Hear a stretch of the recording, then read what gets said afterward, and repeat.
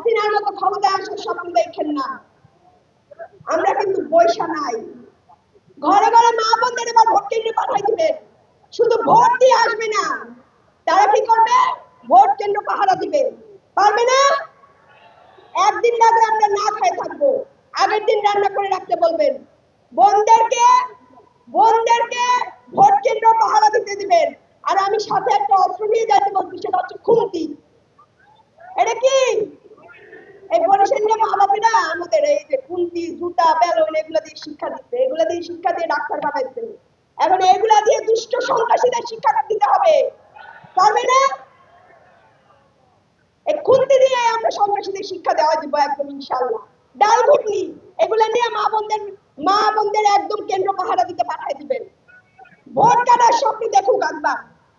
একদম ভোট কাটার স্বপ্ন দেখলে একদম ডাল ঘুটনি দিয়ে কেমন সোজা বানাইতে হয় সেটা আমাদের মা বোনরা দেখাই দিবে। কোন খুনিদের আমরা রাষ্ট্র ক্ষমতা আসতে দিব? কোন চান্দাবাদকে রাষ্ট্র ক্ষমতা আসতে দিব? কোন টেন্ডারবাদকে রাষ্ট্র ক্ষমতা আসতে দিব? নারীদের যারা কাপড় ছেড়ে বেড়া তাদেরকে রাষ্ট্র ক্ষমতা আসতে দিব?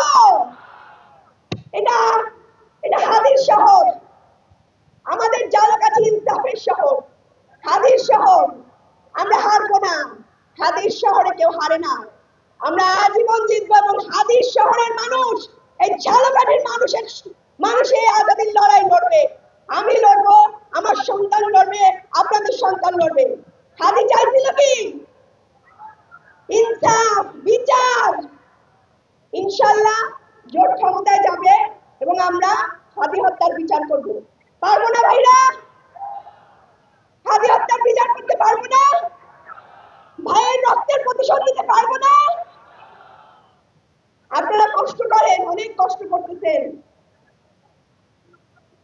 হাদি হত্যার বিচার চাই, আমরা সবাই চাই।